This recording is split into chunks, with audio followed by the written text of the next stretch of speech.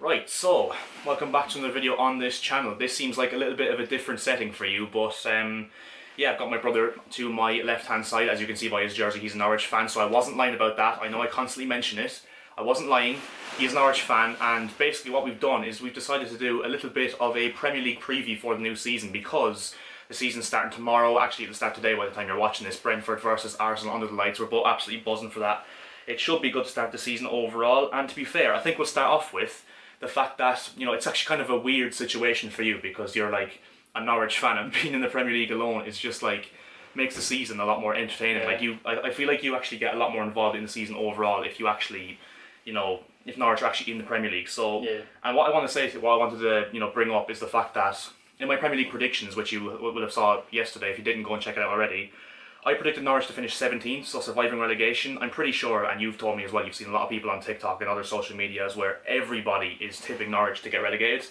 And to be honest, the thing is, Norwich are a completely different team to where they were in previous seasons. So just to start off this video, or start off this preview, what do you think about Norwich's chances of staying up this season? And, like, you know, overall, yeah, how the season will go, the new signings, Daniel Farke, you know, the players like Wendy obviously leaving as well. What's your overall opinions on that, really? To start off anyway, I've always said to you that Daniel Farke, like, I've always said if we lose him we're screwed, because like he started such a project with us, and obviously all the German boys as well and shit like that, so it was good that they kept him. Oh yeah, you would have had to completely reset. Oh yeah, I never, when he gets sacked or leaves or whatever, I'll be absolutely heartbroken. It's obviously going to be a tight race down at the bottom though, because like there's a lot of teams, obviously the 3 promoted teams, then you have Newcastle, Brighton, Palace, Southampton, all Watford, Brentford even down there probably as well at the start. So much teams in the relegation battle, but I think we'll stay up by the skin of our teeth, because as you said, we're a completely different team now this year, especially in the midfield, especially with Lees Manu and Gilmore rather than McLean and Teddy. I think that is so important, because like we were so poor going forward. The link to midfield wasn't there, and Billy Gilmore's literally one of the best in the league for his age anyway at doing that. And yeah, like you were saying, because I remember when you sold Buendia, it was right at the start of the transfer window. You hadn't signed anyone yet. You might have got Giannoulis and Gibson on permanence, but I'm pretty sure that, but like when you sold Buendia, you pretty much said, yeah, that's us, then we're screwed. But Norwich, to be fair, have actually replaced them really well. You don't really know a lot about players like Rashica and Solis and Sargent, but to be fair, you can't really say that Norwich haven't given it more of a go than they did last time. I think, what did they spend last time they went up in the transfer window? I think it was 2 million. 2 million. It couldn't even have been less than that, because there was a few loan players like Amadou and Farman, etc. Dermot, and then I think Byron. he was free. Byron was the one that cost money. So you can't say that the ambition isn't there. I know they got 35, 40 odd million for Buendia, but the what's the word I'm trying to look for? The ambition is actually there for Norwich to survive this season, and that's why I think that they will. And as you said, you're probably a little bit more confident now than you were a few years ago. And to finish off this section of the video, prediction against Liverpool on Saturday, because I think there's an upset, and I'm going to say straight off the bat, I think 2-2. Honest prediction. Obviously, like Liverpool, and they have Van Dijk back now as well, and we lost 4-1 from last season. No guarantees Van Dijk's going to be the same as he was before though, with that injury, but you never know. That's the thing. It's going to be an interesting season. It's hard to be. I need to find a balance of realism, and I need to back my team. I'm going to back them and say 2-2 draw, because, you know, fans are back. It's at Carrow Road. Carrow Road will be bouncing. So it's definitely like players are only going to be getting used to that again. So there will be goals, I reckon. It won't be 0-0. Who do you think's going to score for Norwich anyway? Because I have a feeling Dowell's going to net one, and I think that one of the new signings will get one, like Lees Manu or someone. In pre-season, Lees Manu scoring. He scored twice already, which is good for a midfielder. I can see Cantwell scoring. I agree with you. I can see Dowell, if he plays, scoring a set piece or just breaking into the box and scoring. I'm gonna say Cantwell and one new signing. Whoever starts between Solis, Rashica. I'd say it'd be Rashica. I'd say Solis will come off the bench, and Sargent probably. Or Sargent, one of them. I think one of them's gonna score, but I think Cantwell's gonna score, because he's just he's unbelievable. He has a big season ahead. But now we'll move straight on, of course, with the link. What a transition this is into the relegation battle, which is the first main topic we're going to talk about in this video. So first of all, I mean, the contenders, obviously you've seen my predictions. I've said that, you know, actually I won't say it just yet, because I'll just say it. Watford, Southampton and Newcastle is who I think will go down. So they're the 3 teams in contention for, I think, Norwich, Burnley, who else is there?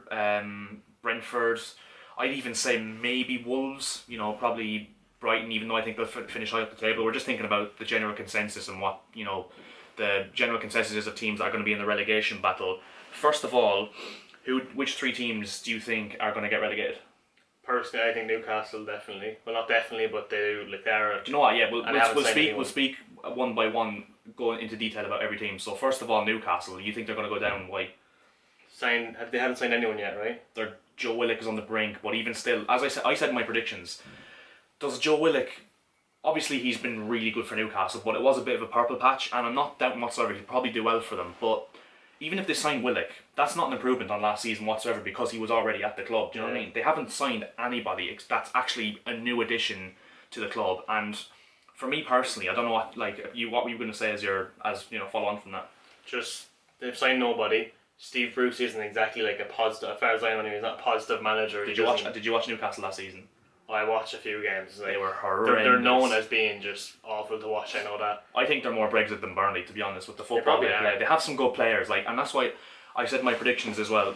Newcastle have 3 players. They have Sam Maximan, they have Callum Wilson, and they have Joe Willock now. Well, he's going to be joining, but all it takes is an injury to one of them, if not 2, and Newcastle are absolutely screwed. Obviously, it could all change. Don't get me wrong. They could go out and spend money on a few good players. I've seen links with Jens Kajuste, who's linked with Brentford, so he can't be a bad signing from Midtjylland. But at this moment in time, I just don't see any hope for Newcastle. Steve Bruce, not a good manager in my opinion anymore. Callum Wilson's injury prone. He had a really good season last year. Sam Maximin's injury prone. How much was he injured for last season? So yeah, to conclude, I think we both on the same page here that Newcastle are going down unless they do something or unless they get a better manager in, other than Steve Bruce. Second relegated team. I'd say Watford, just because their overall squad just isn't great. They've made, in fairness, they have made some decent signings. They made some okay. It's a bit weird with them because they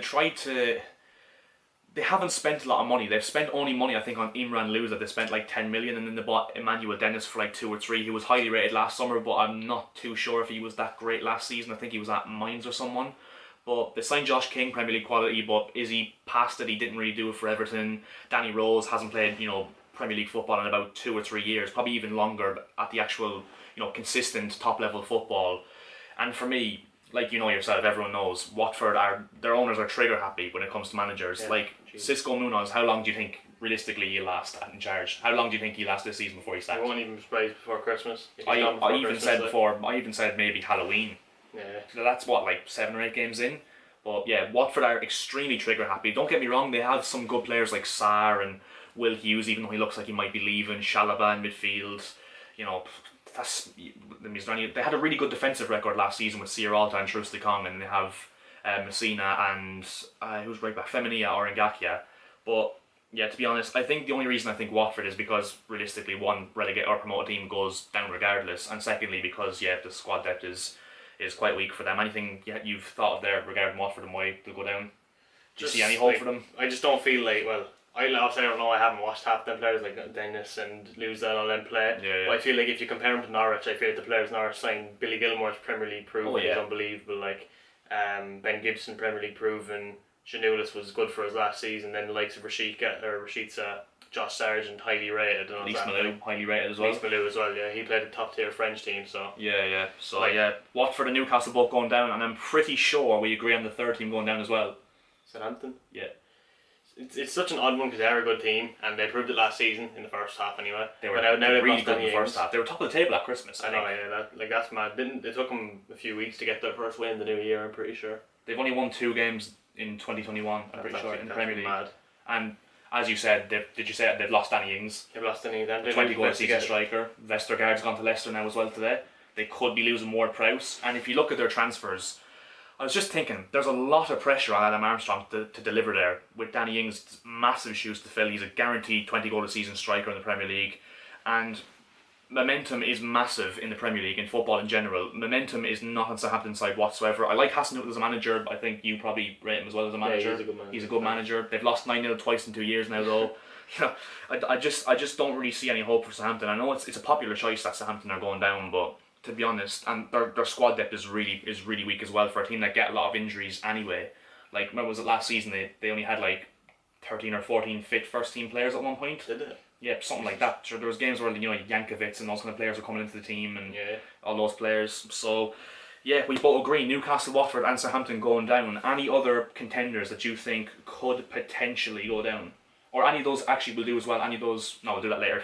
Any other teams you think is going to, or could potentially go down or challenge for in that. In the relegation battle. I'd say Burnley, like you would say them every year, same thing, just not Probably exactly that an year for Burnley. exciting team. They're not signing, well, they signed one, a Brazilian Nathan champion. Collins and Arthur Gomez. They signed Nathan Collins? Nathan Collins, yeah, they got him for 12 million, and not bad, he won't start for them though. It'll be Yeah, Tarkowski and me. Yeah. They got Arthur Gomez, a Brazilian winger. We don't know anything about him. Burnley have probably the worst squad depth in the league at this moment in time. I wouldn't be surprised if Sean Dyche walks, and if he does, I think we can both agree Burnley are straight down. But they are like that kind of team that just grind out results. Oh, they are. That's why Sean Dyche pretty much. They scrape it and they'll just get the results they need. They're just a team of workhorses who are dogged and they'll get results when they need to. But yeah, as we said, we both agree Southampton, Watford and Newcastle in no particular order are going down to the Championship next season. But of course we will more than likely be wrong, so let us know in the comment section below who you think is being relegated, and we will move on.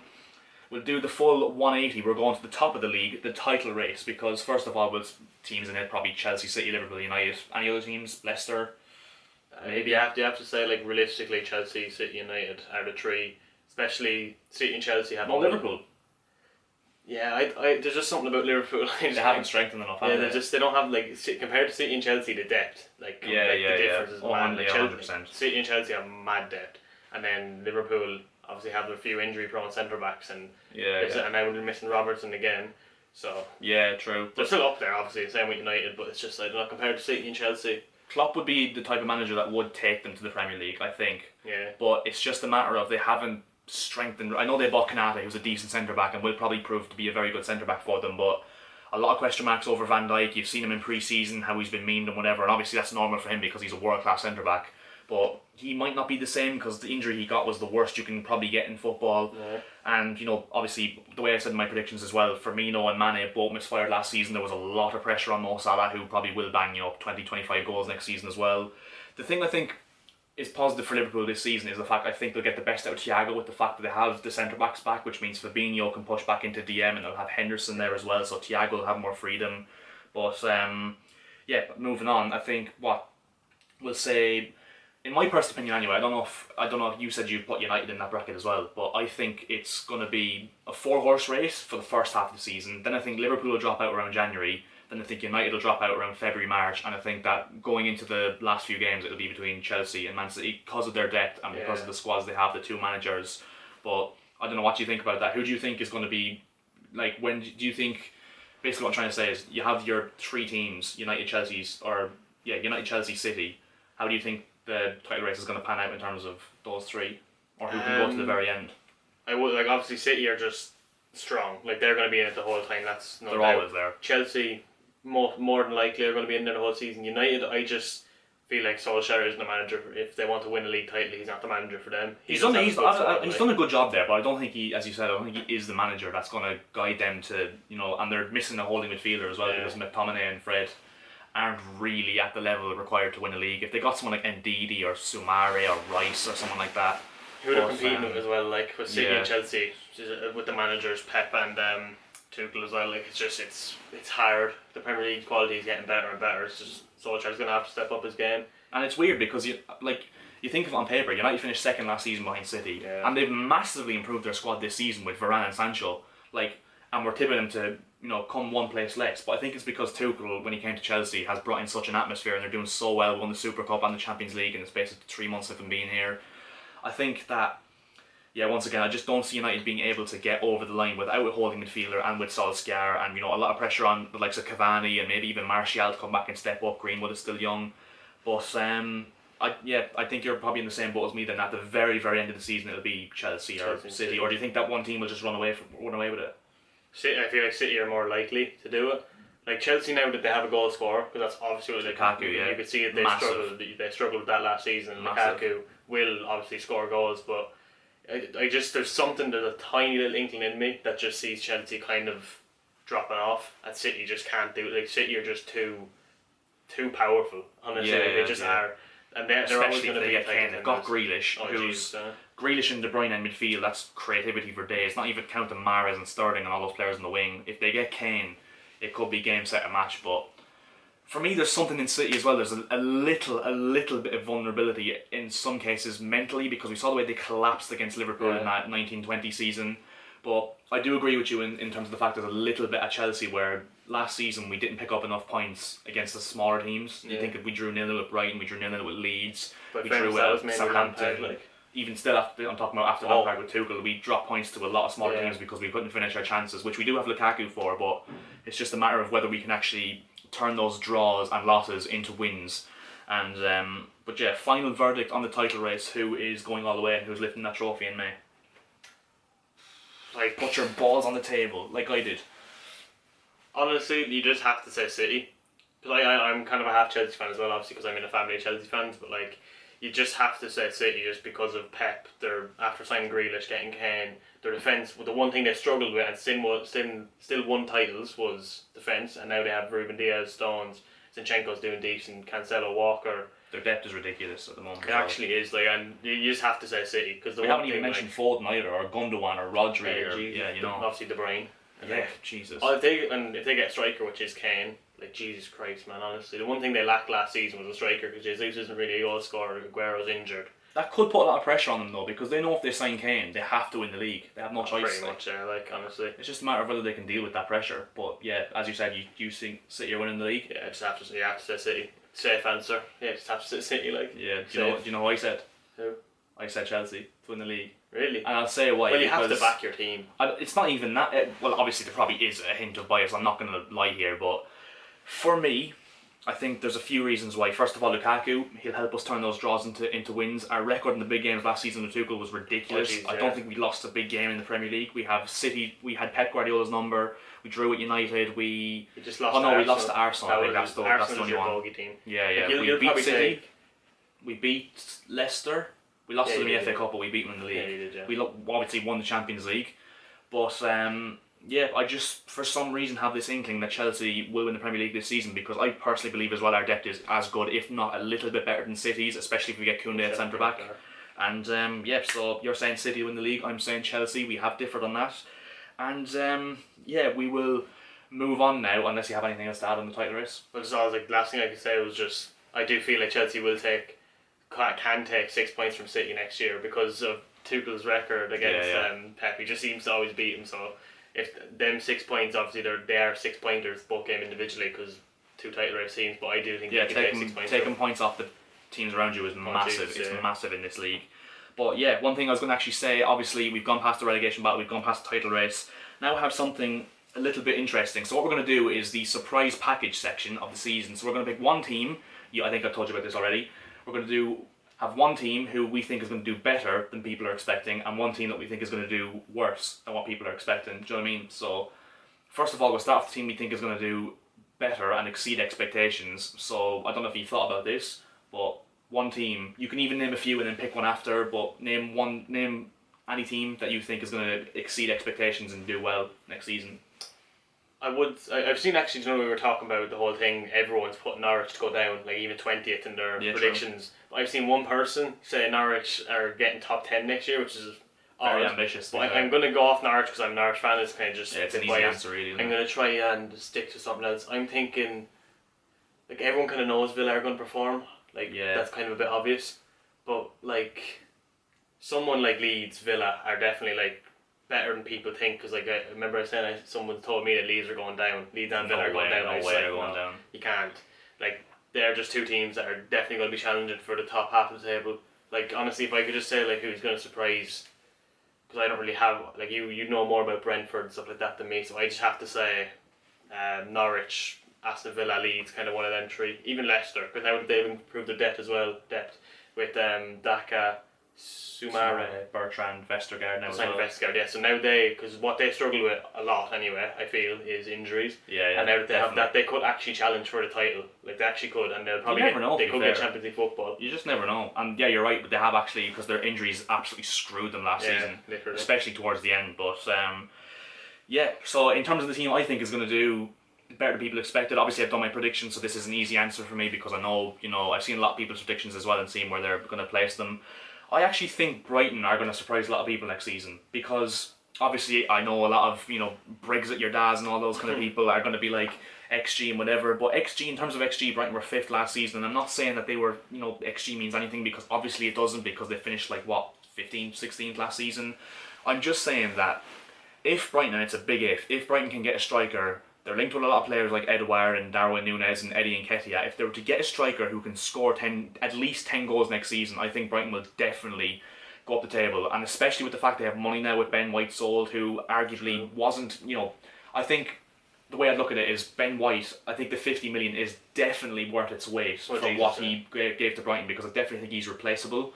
If they're to get a centre back, they're linked with likes of Holgate and Nat Phillips. If they get a centre back in that suits Graham Potter's system, and then they got a striker, as I said, they got Enoch Mwepu, who's going to be really good next to Basuma, who they've kept, which is massive. Yeah. If Lamptey can stay fit, I just think that there's something with Brighton next season, and there's always that one team that struggle, and Brighton have always kind of, been in around just middle of the bottom half. I think there's something Brighton could do this season, especially with Graham Potter, and if they were to get a goal-scoring striker, I think Brighton could do very, very well next season. So we will move on. Now we'll go to the other end of the spectrum. One team you think is going to do worse than people are expecting. Probably a bit of an easier one, because there's a lot of teams that are very, in the hype right now that you could think are going to do worse than people are expecting. I think I know what you're going to say, so I might try and switch it off that. Worse than people are expecting. You go yours first, I'll have a little think about it. Who do you think I'm going to go with? West Ham. Yeah, exactly. For any of you who see my predictions, I said West Ham will finish 14th. Don't underestimate the pressures of Europa League. Have you seen their depth as well? They've only signed Alphonse Areola on loan. They're getting Nikola Milenkovic as well. But Antonio's their only striker in the squad at this moment of time, and you know how much he struggles with injuries. He's a very good player, don't get me wrong, but he struggles with injuries. And in the Europa League as well, the way it's not like teams like Arsenal and United when they were in the Europa League, Chelsea, they play second string teams in the Europa League. West Ham will have to go full on. They'll have to play Rice, they'll have to play Souček, they'll have to play Soufal, Antonio, Benrahma, all those players. And I just don't think they're depth at this moment of time, and obviously, as I said, a big if or a big asterisk, because they could improve their squad, and they probably will do with 2 or 3 players. But I just feel like second season syndrome will hit a little bit with West Ham. It always seems to happen when these teams outperform expectations and whatever. And I just think West Ham are going to be a team that performs under expectations next season. So have you thought of your choice here? There's 2. Really, but one of them I don't know if it's obvious or not really, but Tottenham, because I feel like they're just going downhill. If they lose Kane, they're kind of screwed. And by going down, what position in the league do you think? Are you honestly like scraping top 10? Nearly, really? Honestly, yeah. It depends. If they signed Vlahovic, that's a good sign as well. But they still have Son, obviously. But there's just something about Nuno that just gives off not great manager vibes. Like just kind of like in there to manage him. He's not going to do anything special with him. And also a big note to take as well is he's not playing 3 at the back like he did at Wolves this time. Yeah. So he might. Sorry there, boys. That cut out really quickly. So Jacob was rudely interrupted. Continue as you were. I can't remember what I was saying. There's just something about Spurs that just don't. They're not going to be mark my words. I don't know. They're not going to be challenging for top 4, maybe even top 6. Well, shout to be fair. Arsenal as well. Like honestly, Ben White, good, decent sign. He's not going to be unbelievable. Sambi Lokonga's decent. Ramsdale now as well. Ramsdale. They haven't signed anyone if they signed Odegaard, fair enough, but they haven't signed anyone massive compared to Lukaku, Grealish, Sancho, any of them. And the other one I said is Everton. Really? They've lost Ancelotti. Yeah. James Rodriguez is gone. As well. I feel like they're losing. I feel like if they kept Ancelotti, they could have actually challenged for top 6. And their transfer business has been really dull as well. Honestly, there's just something about Everton and Wolves. They're just because I love Wolves as a club and I used to love them, but now they've lost Nuno and they're losing. Well, actually, they haven't really lost much of their best players, have they? No, they haven't actually. I don't think so. Even where'd they come last season? They've been pretty dull. 13th, 14th. That's not great. Considering they're a team that were in Europe, that's not consistently great at all. But I'll just stick with Spurs. I'll go with one. I'll say Spurs or Everton. So Spurs scraping top half in your opinion? Yeah, I don't think they'll make top 8 honestly, because Leeds, Villa are coming up. Obviously then they have the typical top 6. There'll be one surprise team that comes up like Brighton or someone, as I said. Oh yeah, 100%. Like maybe even people saw that saying Brentford could do a Sheffield United on it. Even Norwich, even Watford. You never know. Honestly, they could just burst into the top half and come. It's mad. You can't predict this stuff, honestly. But it's a bold claim. I have Spurs finishing 6th, so that's a bold claim. Yeah, I just think their squad is. It all depends on how Nuno adjusts to playing 4-4-2 or not 4-4-2, 4-2-3-1. But to wrap up the video, it's not nowhere near over now. But on my card here, we're going to do individual reward or awards or whatever you want to do. So you know, golden boot and etc. So basically, it can be quick fired. You know, I'm not asking for saying it in 2 or 3 seconds. You can put a little bit of thought into it if you want. Yeah. But we will start off first of all, player of the year. Who's winning player of the year this season? I want to try and keep it away from the obvious, like Salah, De Bruyne, any of them. Kind of a surprise one, maybe. It's normally always the obvious ones, really, doesn't it? I'm thinking. I feel like a Chelsea player. I feel someone on the lines of like Havertz, maybe. Kante. I think Kante's a shout. Mason Mount, even if he keeps going the way he is. Jorginho. De Bruyne always seems to win it though, doesn't he? That's what I mean. I'm trying to avoid the De Bruyne Salah one. I'm trying to go for players who could come up and shock.